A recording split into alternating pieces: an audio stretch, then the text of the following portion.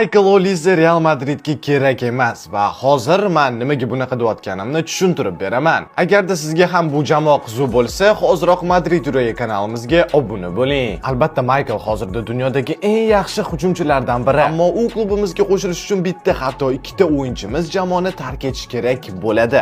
Ayni damda hujum chizig'ida juda ko'p o'yinchilarimiz bor va hatto Endrik mana ijaradan qaytib kelib, ma'lumotlarga ko'ra, keyingi mavsum asosiy tarkibda o'ynayotgan va shuncha o'yinchi bo'lib turib, yana bittasini qayerga tiqamiz? Undan tashqari hozirda bizda bitta asosiy muammo bor, bu ham yarim himoyachi yetishmayapti. Toni Kroos ketgandan keyin uni stilidagi o'ynaydigan futbolchi haligacha Real Madrid olmagan. Ishonasizmi? 2 yil o'tdi. Shuning uchun uni o'rnini bosadigan, misol uchun Vitinhani oladigan bo'lsangiz, sal aqlliroq ish tutgan bo'lar edik. Xo'sh, sizningcha hozirda bizga shunaqa shov-shuvli transfer kerakmi yoki muhim o'yinchilarni olganimiz ma'qulmi?